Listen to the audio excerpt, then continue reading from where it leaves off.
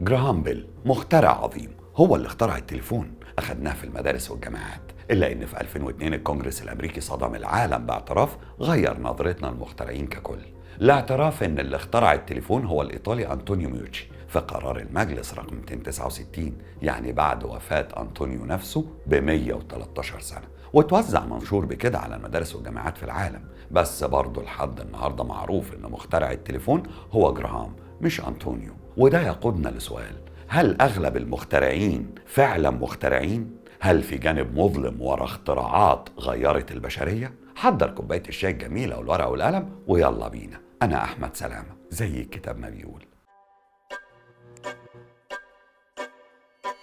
أهلا بيكم. خلينا نقول إن العالم طول تاريخه من بداية وجود الإنسان على كوكب الأرض مر بمرحلتين غيروا تاريخ البشرية ومستقبلها. أول حدث هو الثورة الصناعية الأولى سنة 1750 تقريبا، والحدث الثاني هو الثورة الصناعية الثانية سنة 1870 تقريبا. خلال الحدثين دول حال الدنيا كله اتغير، وعرف الناس الآلات والكهرباء ووسائل النقل عشان تحل محل العمل اليدوي، وبدأ الضوء يتسلط على فئة من البشر اللي هم المخترعين. تحديدا في القرن ال19 شهد القرن ده بزوغ أسماء غيرت من شكل البشرية باكتشافاتهم ونظرياتهم العلمية. على سبيل المثال توماس أديسون، جراهام بيل، نيكولا تسلا وغيرهم كتير. لكن خليني أقول لك إن ورا أغلب المخترعين دول جانب مظلم. الله، هي مش مهنة الاختراع دي مهنة سامية سلامة؟ هقول لك بس اتقل عليها شوية. هو الاختراع في حد ذاته شيء بيساعد البشرية على إنها تعيش في رفاهية عن طريق تطور الآلات حوالين الإنسان نفسه. بمعنى إنك من 300 سنة مثلا ما كنتش تعرف تروح بلد بعيد عنك طيران، ما تعرفش تكلم حد بعيد عنك بكيلومتر، ما تعرفش تسقع المكان حواليك في الصيف. كل دي بقت أساسيات دلوقتي، ودي ميزة الاختراع. لكن عشان الاختراع ده يوصل لك بيضة مقشرة مر بتجارب كتير وأبحاث أكتر ونظريات، وناس سرقت أبحاث من ناس تانية لحد ما الاختراع بقى بين إيديك. جميل؟ لا مش جميل. ده أنا لسه قايل لك إن في ناس سرقت أبحاث ناس تانية ونسبت الاختراعات دي لنفسها. ولحد النهاردة احنا فاكرين ان الاختراع الفلاني عمله فلان، وفعليا عمله حد تاني خالص. سنة 2019 في فيلم وثائقي ألماني من تقديم عالم أمريكي اسمه إيان آرثر متخصص في السياسة الخارجية للولايات المتحدة. في الفيلم ده أثبت إن حضارة أوروبا تماً قايمة على سرقة الاختراعات العربية في العصور الوسطى، أو اللي كانوا بيسموها في أوروبا العصور المظلمة، وعندنا بيسموها العصور الذهبية. هتقولي إزاي؟ هقولك إنه عدى أكتر من 1000 اختراع عربي سرقته الحملات الصليبية والمستشرقين وغيرهم من الزوار الأوروبيين للمنطقة العربية. قامت على حسها النهضة الأوروبية كلها. إحنا هنا بنتكلم في أمة سرقت أمة كاملة. وعد معايا: أول قفل في العالم جواه 4 أقفال صغيرة، وكل قفل فيهم مشفر ب12 حرف، يعني أول نظام حماية للخزاين اللي اخترعه عالم اسمه القزازي في القرن ال12. أول مخترع للكاميرا وأول واحد اكتشف آلية عمل العين هو الحسن بن الهيثم. أول تجربة طيران ناجحة كانت على إيد عباس بن فرناس. أول مخترع للأدوات الطبية المستخدمة في الجراحة كان الزهراوي في الأندلس. أول مخترع للكيمياء الحديثة زي التقطير والأكسدة والترشيح والتبخير هو جابر بن حيان.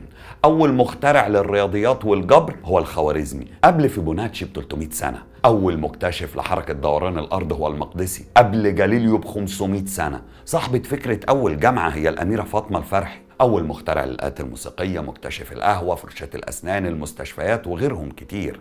لو لسه ما انبهرتش خد اللي جاي: أول مخترع للروبوت الحديث هو العالم العربي بديع الزمان الجزري سنة 1136. كانت فكرة الروبوت وقتها عبارة عن طفل آلي بيمسك بإيد إبريق مية وبالإيد التانية المنشفة، وعلى راسه طائر آلي برضه. وفي ميعاد كل صلاة بيصفر الطائر فالطفل يتحرك ناحية صاحبه ويصب المية في الإبريق بمقدار معين، ولما صاحبه يخلص يقدم له المنشفة ويرجع الطفل الآلي مكانه في وضع الثبات. ده يا راجل لما هارون الرشيد ادى هدية للإمبراطور الروماني وملك الفرنجة خافوا وكسروها وقالوا ملبوسة. الهدية كانت عبارة عن ساعة بيطلع منها فارس يعمل حركة كده ويدخل تاني كل ساعة، افتكروها ملبوسة فيها جن وكسروها. انت فاهم الرجالة كانت فين واحنا كنا فين؟ وأول مخترع للصاروخ هو حسن الرماح قبل روبرت جودارد ب 600 سنة. كل ده اتنقل للغرب واتنسب لغير أصحابه، فأكبر عملية سرقة متواصلة عرفها التاريخ.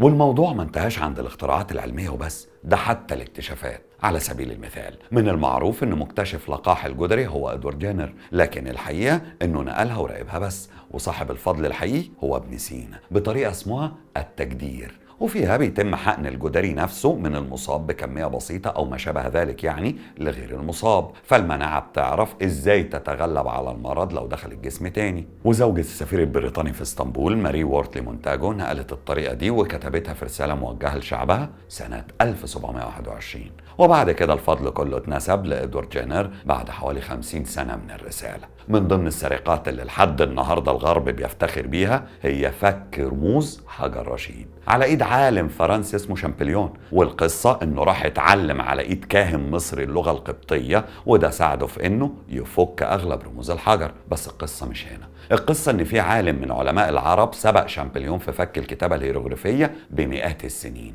العالم ده هو ابن وحشية، في كتاب شوق المستهام في معرفة رموز الأقلام قدر انه يكتشف ان الرموز الهيروغليفية صوتية، وانها بتعبر عن كتابة الكلام بطريقة تصويرية. وكمان في كتابه ده نجح في فك اكتر من 10 رموز، وسبق علماء عرب كتير اولهم ذو النون المصري اللي بدوره فك رموز الهيروغليفية صوتيا في كتاب حل الرموز وبرء الارقام في كشف اصول اللغات والاقلام. كل الكتب دي اترجمت للإنجليزية واتنشرت في بريطانيا وفرنسا سنة 1806 قبل محاولات شامبليون بكام سنة. عرفت بقى هو جابها منين؟ الله ينور عليك. طب وفي العصر الحديث يا سلامة، هل في أسماء ممكن نخدع فيها؟ هقول لك اتك على الصبر. أول وأشهر اسم هصدمك فيه هو المخترع الأمريكي الشهير توماس أديسون، واختراعه الشهير المصباح الكهربائي اللي هو مش اختراعه من بابه. ازاي بقى؟ هقول لك ان سبقه ب30 سنة رجل اسمه وارون ديلارو، اخترع المصباح ده سنة 1840 بخيوط بلاتينية، لكن اختراعه فشل لان البلاتين غالي. فبعد 10 سنين طور الكيميائي الانجليزي جوزيف سوان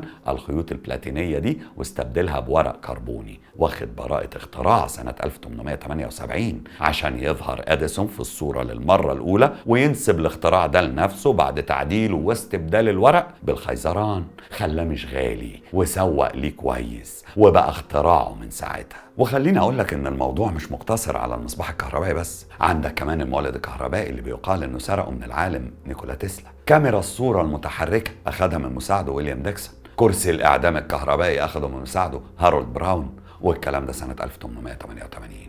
عندك كمان ورق النسخ الشمعي او الشفاف اخده من جوستاف لوجراي، وعندك التلغراف على الرغم من انه متسجل باسم صامويل موريس 1867 الا ان اديسون طوره ونسبه لنفسه في النهايه. وبرضه المسجل الصوتي اللي اخده وطوره من ايميل برنينر ونسبه لنفسه، والقايمه طويله. بس خليني اقول لك ان الكلام ده بيحصل لحد النهارده، والاختراعات بتتنسب لغير اصحابها او بتتسرق من اصحابها الاصليين. وعندك على سبيل المثال شركه ابل، مع انها الشركه الاكثر امتلاكا لبراءات الاختراع في العالم كله باكثر من 72 الف براءه اختراع مسجله باسمها، الا انها هي نفسها واجهت قضايا سرقه لبراءات تانية ونسبها لنفسها. اشهرها هي قضيه استخدامها لتكنولوجيا الشبكه الخاصه الافتراضيه، والحاصله على براءه اختراع من شركه امن البرمجيات فيرن تاكس، واللي بالتبعية اتحكم لها بتعويض عدى 500 مليون دولار. الخلاصة يا صديقي ان العالم دلوقتي عايش في رفاهية فعلا، اختراعات وسهلت علينا حياتنا في كل حاجة، لكن الحقيقة ورا بعض الاختراعات دي هي سرقات ورا سرقات، جانب مظلم ورا اسماء خلدها التاريخ واتنسبت لهم اختراعات هم ملهمش دعوة بيها. صحيح ان العلم تراكمي والعلماء على مر العصور بيستفيدوا من العلماء اللي قبلهم، لكن انا بكلمك عن اشخاص او حضارات اتنسب لهم الفضل في اختراعات او اكتشافات مش تبعهم من بابه. والاخطر ان ده ترتب عليه حاجة زي الملكية الفكرية واحتكار التكنولوجيا. يعني لما اتسرقت مننا الاختراعات قالوا معلش ما خدناش بالنا والعلم تراكمي ونستفيد من بعضنا. قلنا طب ممكن نستفيد من اختراعاتكم؟ قال لك لا معلش دي ملكية فكرية. والله لا تعليق، شرفتم تبعتكم، اشوفكم بخير.